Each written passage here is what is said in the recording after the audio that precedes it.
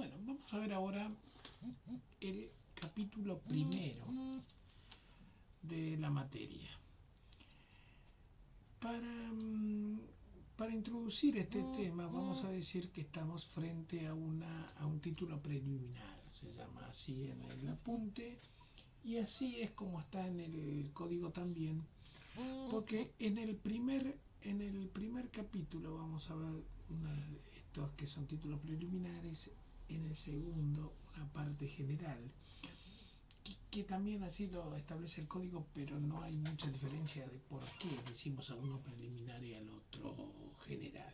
Lo cierto es que estos capítulos son generales y se van a aplicar a todo el código civil y comercial. Las cosas que vamos a ver ahora, como las vinculadas al abuso del derecho, como las vinculadas a la forma de contar los plazos, etcétera, es algo que se va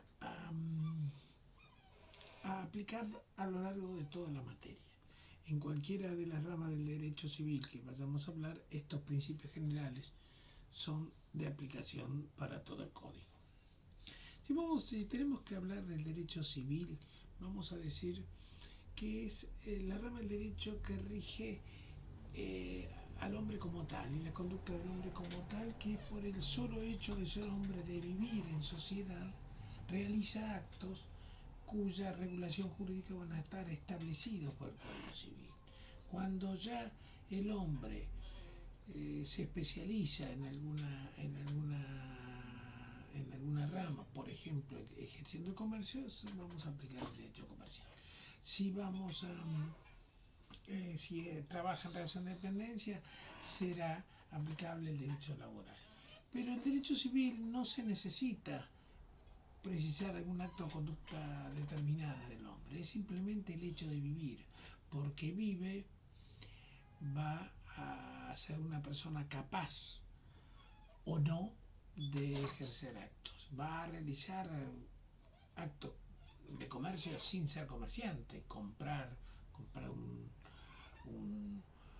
una casa, comprar un artefacto electrónico. Esas compraventas son actos del derecho civil. Por el hecho de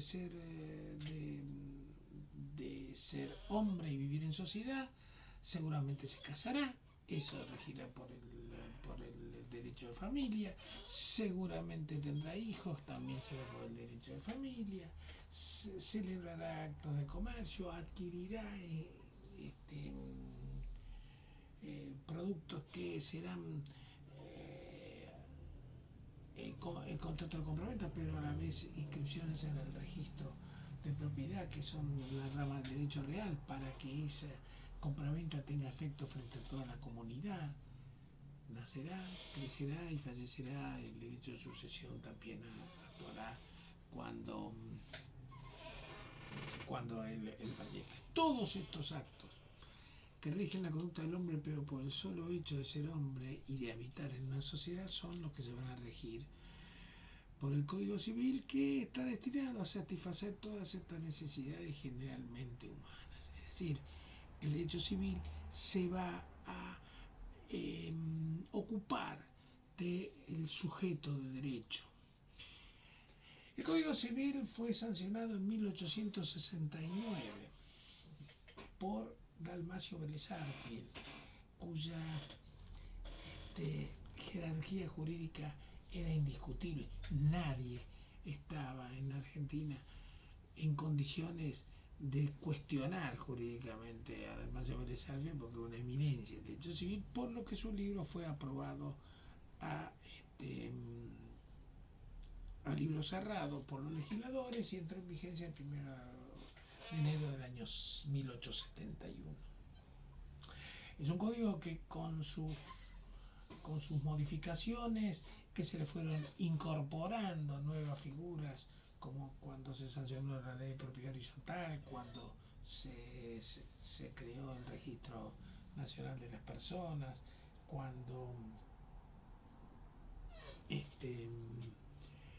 se establecieron la ley del nombre, después se puso posteriormente. Hubo muchos agregados al Código Civil hasta que finalmente en el año 2015 fue reformado y todas esas figuras que se habían agregado por apéndice, por leyes distintas, ahora son incorporadas al Código Civil y Comercial nuevo. En el nuevo código se unen la figura del Código Civil y del Código Comercial, no así en el anteriormente, donde Vélez Sarsfield había también redactado el Código de Comercio, pero es un código distinto. ¿Qué principales reformas se incorporaron en el Código del 2015?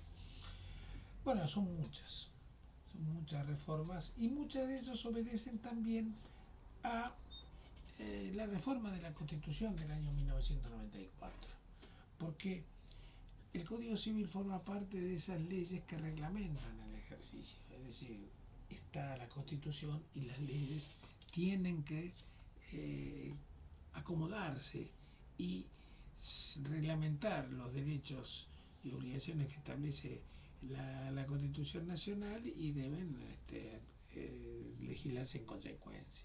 Al reformarse la Constitución e incorporar los tratados internacionales de derechos humanos con jerarquía constitucional, al establecer que, por ejemplo, los indígenas tenían derecho para que se les devuelvan algunas de sus tierras que habían ocupado en sus orígenes. Cuando se establece que los menores necesitan ser oídos y que los intereses y los derechos del menor deben prevalecer por sobre la voluntad de los padres, los derechos del niño son marcan una importancia fundamental. Cuando los tratados internacionales de derechos humanos establecen que en cuanto a la capacidad de la persona, la regla general debe ser que actúe por sí en todos los actos que pueda llegar a realizar, y solo se los incapacite en aquellos actos que no puede realizar. Bueno, todo eso que se estableció con jerarquía constitucional ameritó una reforma importante en el Código Civil y se tuvo que legislar en consecuencia. Entre las reformas principales está, primero se habla de persona humana, no de persona física como se hablaba anteriormente. Se hace hincapié en las técnicas de reproducción humana asistida, y si bien no se define estrictamente el carácter de persona cuando se encuentra un gameto femenino y un gameto masculino unidos pero no implantados, aún no se le ha dado el carácter de persona, tampoco se ha considerado que no sea tal, y deja un vacío como para que sea considerado. Pero para esto separa y deja sin efecto la palabra concepción dentro del seno materno. Suprime la palabra seno materno, lo que abre la posibilidad de que los óvulos fecundados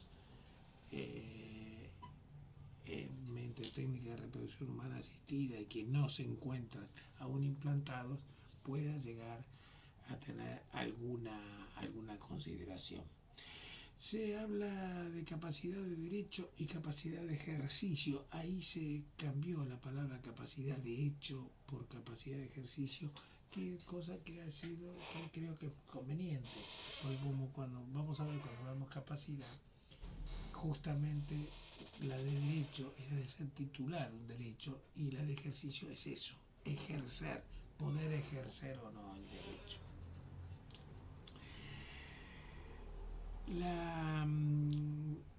En cuanto al tema de capacidad, como ya he dicho, hay una mayor flexibilidad en cuanto a edad, grado y madurez, de manera tal que ahora ya no es una incapacidad absoluta y una incapacidad relativa, y que esa incapacidad relativa sea la prohibición de hacer todo menos lo que precisamente se autoriza, sino que se habla de una incapacidad hasta los 13 años. Después se incorpora la figura del adolescente y la figura de la capacidad progresiva, de manera que el menor puede, hasta llegar a la mayoría de edad, ir adquiriendo progresivamente derechos que hasta llegar a la capacidad plena.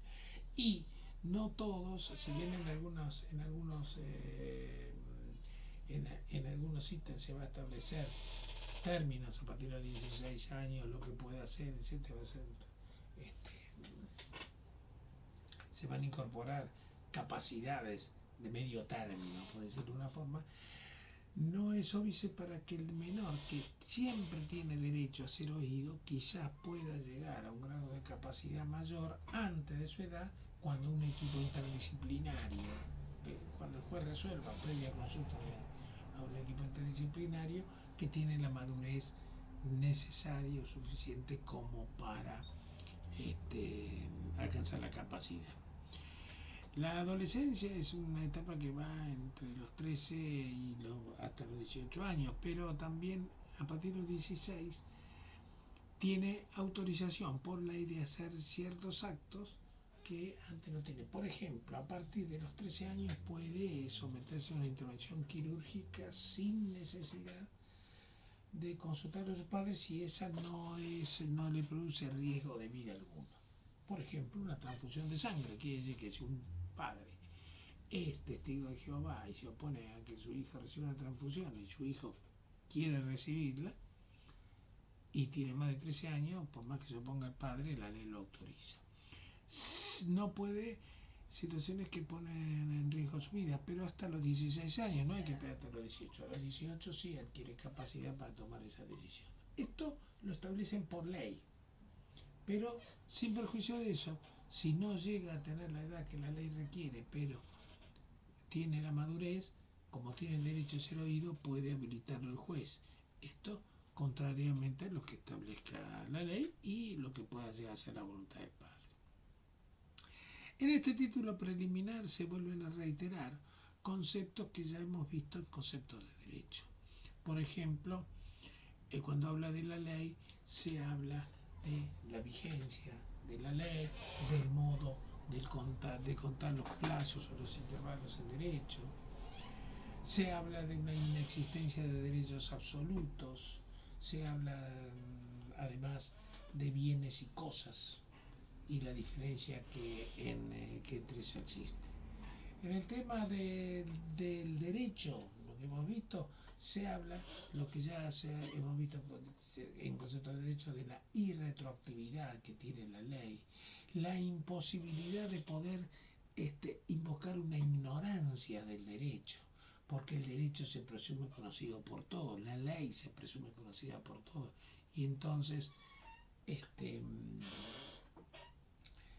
una vez que es publicada en el boletín oficial, ya no hay una excusabilidad para decir que ignora el derecho. ¿Cómo se cuentan los plazos en derecho? Esto es importante que lo sepan. ¿Por qué? Porque muchas veces, si uno tiene que enviar una carta de documento y da un cierto plazo para que contesten, si no se queda constituido en mora, hay que saber cuál es el concepto legal, porque ya digo, la ley se presume conocida por todos, para no cometer errores y no constituirse en mora gratuitamente. Por ejemplo, si el plazo es fijado en días, el plazo se cuenta desde la medianoche del día en que es notificado y comienza a computarse el día siguiente. Entonces, si yo, por ejemplo, digo, lo intimo a una persona a que al cabo de 10 días me pague y lo notifico el día 10 de agosto, empieza a computarse de las 0 horas del 11, el primer día, 11, 12, 13, 14, 15, 16, 17, 18, 19, 20, al 20 de agosto a las 24 horas, vence el plazo. Cuando se habla de plazo civil, no hay feriados o días inhábiles, son días corridos. Esto es distinto del Código Procesal, que cuando el que fija el plazo es el juez, y el juez habla de 10 días, son hábiles judiciales, hábiles procesales, y van se cuentan, no se cuentan sábado, domingo, feriado, claro está. Esto para el cómputo con días. Bueno, le voy a ir agregando algunas cosas más, pero por ahora quédense con este concepto. Quiere decir que uno es corrido y el otro son los procesales. Ahora, bajo este razonamiento, si yo le digo 30 días a contar desde el día 10 de agosto, llegaremos hasta el día 31 y ahí tendremos 21 días y nos quedan 9 más. El 9 de septiembre se cumplen los 30 días. Pero si yo, en vez de decir que lo intimo en 30 días, lo digo que lo intimo por un mes, ahí el código me dice que va hasta el mismo número del mes siguiente o del mes que corresponde. Entonces, si lo intimo por un mes y lo notifico el 10 de agosto, vence el plazo el 10 de septiembre del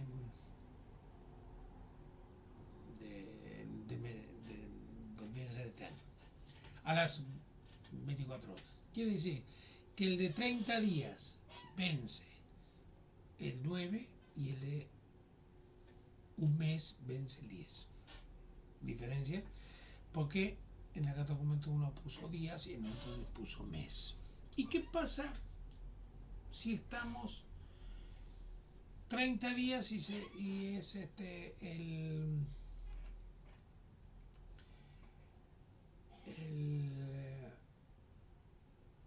supongamos el 10 de febrero?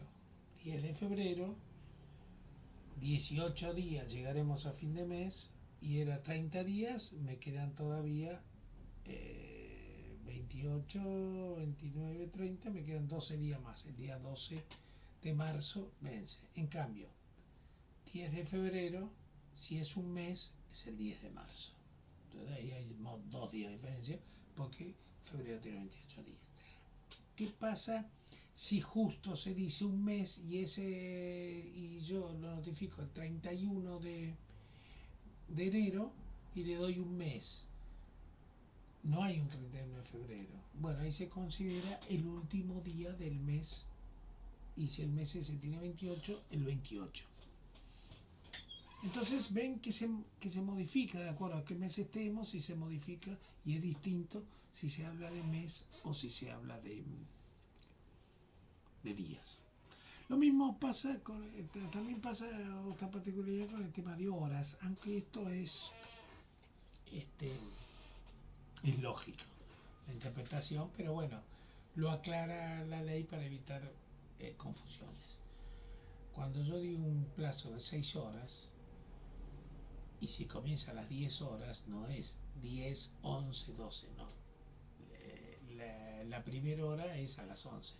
Si yo lo notifico a las 10, recién 11 es la primera hora, y así siguiendo, 12, 13, 14, etc. Si el vencimiento justo opera en un día que es inhábil, bueno, ahí se postergará hasta la primera hora del día siguiente. Ahora, en los plazos procesales, que yo le dije que es por días hábiles, cuando el Código Procesal da 5 días, como el horario de tribunales termina a la 1:30, entonces la ley establece, la ley procesal, que tiene las 2 primeras horas del día siguiente.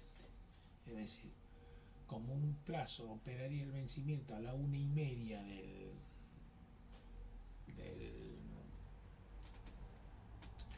del día que del vencimiento, bueno, no es cuestión de que venza a la 1:30 y pierda el derecho sobre casi mediodía. Entonces la ley le dice 2 primeras horas del día siguiente, 9:30 de la mañana del sexto día, a un plazo de 5 días, vencerá el plazo. Esta es la forma de computar con el Código Procesal. El término de computar en meses es igual que en años. Es decir, si yo hablo de un mes, entonces es el mismo día del mes siguiente. Pero si yo hablo de un año, es el mismo día calendario, pero del año siguiente. No importa si el año es bisiesto o no.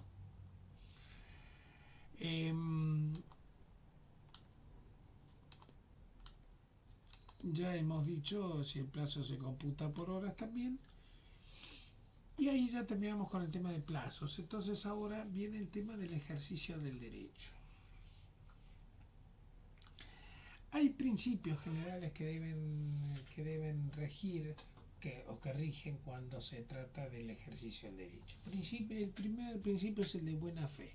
Es decir, existe la precisión de buena fe en todos los actos. Entonces, el que invoca la mala fe, el que invoca que uno ha incumplido, es el que tiene la carga de la prueba. Porque en el ejercicio del derecho se presume la buena fe. Pero hay un límite que está establecido en el ejercicio del derecho por el abuso del derecho. Esto es algo que tiene vinculación con los temas que habíamos visto en concepto de derecho cuando veíamos que se evolucionaba desde el constitucionalismo de una constitución de corte liberal, que era la de 1853, a la de corte social, que fue la de justicialista 49, o después la incorporación de 14 bis.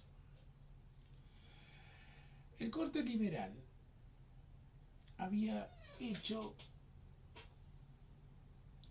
que Vélez Arfield, al reglamentar esto en la Constitución, haciendo hincapié sobre el ejercicio del derecho, decía que el ejercicio del derecho no puede constituir como ilícito ningún acto. Entonces, ¿qué significaba esto? Que si yo había firmado un contrato con una persona en la que yo, supongamos un estudiante de ustedes, me compra, hacemos un contrato de compraventa donde yo le vendo el apunte de la materia por $100.000 y lo compra, porque en el momento el alumno pensaba que ese apunte era fundamental para recibirse, entonces se dejó llevar. Eso es un acto válido. El ejercicio de un derecho no constituye como ilícito ningún acto. ¿Fue libre para firmar? Sí. ¿Alguien lo presionó? No. Ahora, con un ejercicio, con un constitucionalismo social, y que entonces quiere tutelar a la parte más débil de una operación, y quizás en una de esas esta persona estaba presionado por las circunstancias, quizás en una de esas no se dio cuenta porque pensó que el apunte era más elaborado de lo que realmente es. En fin, yo aproveché la ligereza del mal momento de él, de que se sentía presionado. Eso hace que ahora se pueda cuestionar ese acto. Y para eso la reforma que se hizo ya en el año 68 y ahora se reprodujo en el 2015, ya no dice que el ejercicio de un derecho no puede constituir como ilícito ningún acto, sino dice el ejercicio regular del derecho no puede constituir como ilícito ningún acto, y agrega que la ley no ampara el ejercicio abusivo del derecho. Se considera tal el que es contrario a la moral, a la buena costumbre. Esto da una cierta concepto de mayor justicia, pero también le va quitando seguridad jurídica, porque en definitiva uno no sabe cuál va a ser el criterio con el que se va a evaluar si el derecho fue ejercido en forma regular o fue ejercido en forma abusiva. Para poder darles un ejemplo de estas cosas, he consultado jurisprudencia de la Corte Suprema, que en distintos años, del año 68 hasta ahora, ha hablado sobre el abuso del derecho. Y si bien no le voy a extraer mención de los fallos, sí las conclusiones para que ustedes vean cuál es el criterio que se ha formado el tribunal, porque es a nivel excepcional que considera este tema del abuso del derecho. Pero considero que existe abuso del derecho cuando uno actúa con intención de dañar. Uno puede cumplir las cosas o exigir el cumplimiento de distintas formas, pero si tiene intención de dañar es abusivo. Lo mismo que si actúa en ausencia de todo interés personal. Yo te embargo, te remato esto, y a mí no me hace, no me interesaba, es simplemente para jorobarte. O de las dos formas que tengo como para actuar, uso la más dañina. Porque yo puedo llegar a embargarte algo que sea suntuario, sobrante, yo lo remato y recupero la plata. O puedo embargarte algo y rematarte algo que sea cálido a tus afectos. Entonces, es la forma más dañina para vos. Cuando el perjuicio ocasionado es anormal o excesivo. Yo por cobrarte esta deuda te dejo a vos casi en la vía. Es excesivo el perjuicio y no hay mucho lo que yo gano. Cuando es contrario a la moral y buenas costumbres, esto ya es muy subjetivo, ¿no? Cuando es se actuó de una manera que no fue razonable y es repugnante a la lealtad y a la confianza recíproca. O también cuando no hay ningún provecho propio. Lo hago sin no tener ningún provecho, simplemente porque tengo el derecho, lo ejerzo, pero no le saco ningún provecho.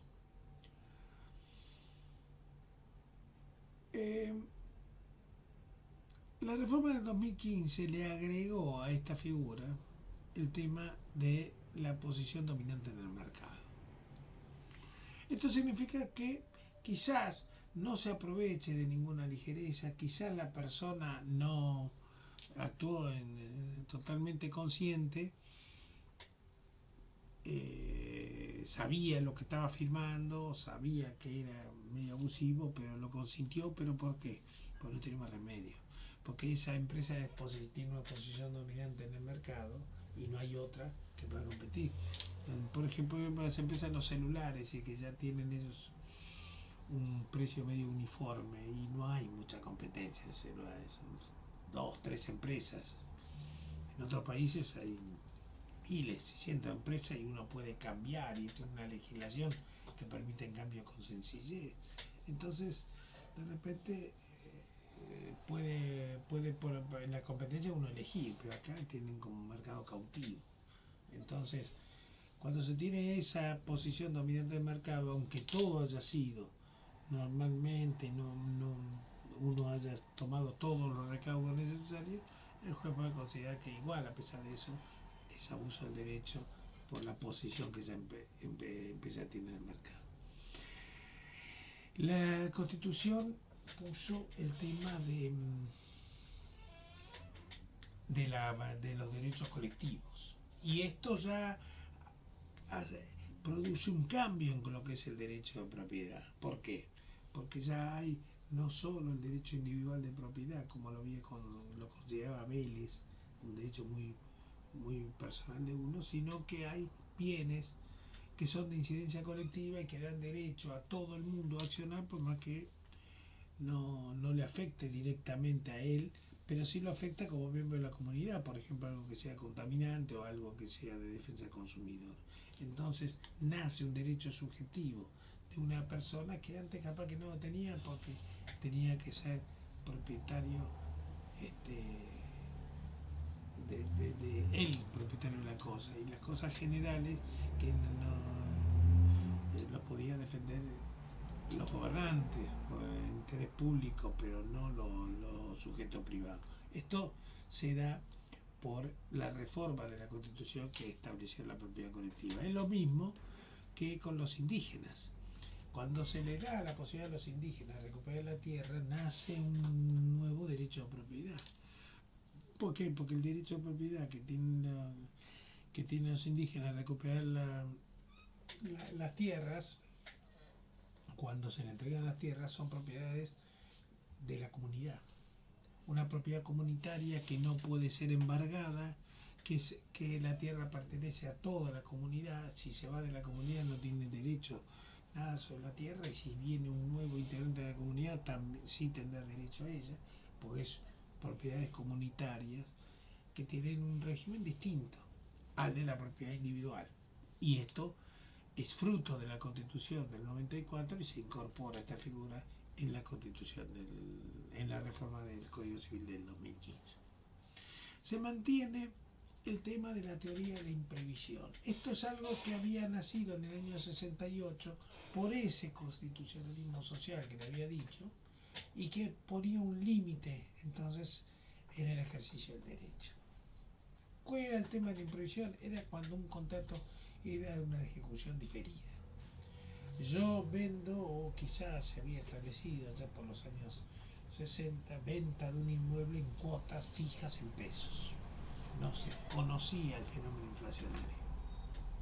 Cuando aparece la inflación y ya el contrato estaba firmado, podía la persona cancelarlo pagando 40 cuotas en un solo mes. ¿Por qué? Porque ya sumas irrisorias. Esto constituía una gran injusticia, pero el ajuste que después se previó no se preveía en ese momento. ¿Por qué? Porque era un hecho inédito. Entonces dio lugar a la teoría de la imprevisión. Cuando sucede un hecho imprevisto, hay derecho a hacer un ajuste del contrato. No será un ajuste real que salve el verdadero perjuicio, pero por lo menos hará que ese perjuicio no sea tan ruinoso. Cuando aparecían los índices de costo de vida, índice de consumidor, siempre, cuando la inflación era muy galopante, ese índice, cuando se daba publicidad, ya estaba superado en el tiempo por nueva inflación. Pero bueno, por lo menos estaría con un atraso en las actualizaciones, pero no tan grande. Entonces no iba a ser un negocio ruinoso. Esto es lo que apareció también en la reforma del 2015, mejor dicho, apareció en el año 68, cuando se reformó una gran reforma que tuvo el Código Civil de Vélez Arfiel, que es la ley 17.711, y fue ratificado ahora por el Código Civil y Comercial del 2015. Hay una mención también en esta parte general de los derechos y los bienes, y cuando se habla de bienes, se habla de bien en un sentido amplio, que comprende cualquier cosa que existe, ya sea material o no. Pero también existe el bien en un sentido restringido. Cuando hablamos de un bien en un sentido restringido, hablamos de los objetos inmateriales. Porque los objetos materiales susceptibles de valor son las cosas. Por ejemplo, una casa, un auto, una computadora son cosas, objetos materiales susceptibles de valor. Pero los derechos de autor, las patentes y marcas de invención, que son onerosas, son bienes, porque son inmateriales. Pero bajo este concepto que yo le he dicho, cualquier operación inmobiliaria debería ser de una cosa inmueble. Y sin embargo, ustedes saben que se habla de bienes inmuebles. ¿Por qué? Porque la palabra bien tiene un sentido amplio que comprende las cosas y los bienes, lo inmaterial y lo material. Pero también un sentido restringido, y cuando hablo en un sentido restringido comprende solo lo inmaterial. ¿Cuándo vamos a aplicar el restringido o el amplio? Cuando están las dos cosas. Cuando en cualquier contrato o situación se habla de bienes y cosas, es porque se va a escindir, separar. Entonces cuando hable de bienes será lo inmaterial, y cuando se hable de cosas será lo material, que tendrá distintos efectos. Pero si no se hace esa mención y solo se habla de bienes, y no se menciona la palabra cosas, entonces estamos hablando de un bien en sentido amplio que comprende lo material y lo inmaterial. Sí, estos bienes tienen que tener evaluación económica, tienen que ser susceptibles de evaluación económica porque deben de estar en el comercio. Para que sean cosas materiales tienen que estar en el comercio. Por eso estamos separando el cuerpo humano de ese concepto de bien o cosa, porque no es susceptible de valor.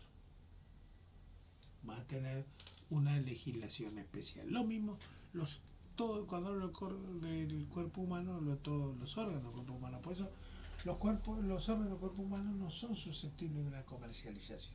Yo no puedo vender, para que mi muerte se lo vendo a alguien todo mis órganos. No, van a Incucay, uno tiene que ser donante, tiene una legislación distinta. ¿Por qué? Porque no son objetos de susceptible de valor económico, tiene un valor afectivo, pero no un valor económico. El conjunto de bienes de una persona, bienes más cosas, es el patrimonio. El patrimonio, después vamos a ver que es un atributo de la personalidad. Como tal, significa que todos los hombres tienen, sí o sí, tienen patrimonio. Que puede ser positivo, puede ser negativo, de acuerdo a si uno tiene más deudas o más bienes. Ya he dicho que el cuerpo humano no tiene valor económico, por lo que se excluye de la aplicación de las cosas al cuerpo humano. El tema de las comunidades indígenas, ya le he dicho, que son propiedades comunitarias de la tierra, por lo que cambia también el tema del derecho de propiedad cuando se trata de estas propiedades comunitarias que son de los indígenas. Tenemos después los derechos subjetivos que ejerce el titular del patrimonio, que eso es lo que habitualmente nosotros entendemos, y que son los derechos subjetivos como un derecho, como el derecho de propiedad mío sobre una cosa que es mía, etcétera, etcétera. Eso ahí sí tendremos, se repite todo lo que ya se había establecido antes en el Código Civil. Se agrega ahora, aparte de esos derechos subjetivos, los derechos de incidencia colectiva, del que ya hemos hablado, que no son susceptibles de apropiación individual, los individuales homogéneos, que son los que hablamos de los indígenas, y el tema del cuerpo humano, que es afectivo y terapéutico, que hemos visto. De manera tal que mientras en el derecho del Código Civil se establecía el derecho subjetivo exclusivamente, ahora se agrega con la reforma del 2015 el tema de los derechos de incidencia colectiva, de los derechos individuales homogéneos, que son los de los indígenas, y lo del tema del cuerpo humano, que como ya he dicho tienen un valor afectivo, un valor terapéutico, y se prohíbe toda práctica destinada a producir una alteración genética del embrión, por lo que va a regirse por leyes especiales. Bien, con esto terminamos el capítulo primero del llamado título preliminar, y después vendrá el tema del otro capítulo que también es de alcance general, que es toda la parte general. En esta materia vamos a tener esta parte general y este título preliminar que se aplica para todos los conceptos del derecho. Se dará en el capítulo 1, el capítulo 2 y también el capítulo 3, donde hablaremos de los actos jurídicos, estos actos jurídicos que son también de aplicación general, porque los contratos son actos jurídicos. Entonces todo lo que veamos en actos jurídicos se aplicará a contratos. Pasado eso entraremos en el capítulo 4, que son las obligaciones que generan estos actos jurídicos o todos los contratos, y después ya sí entraremos en contratos y las otras ramas del derecho civil. Bueno, nada más.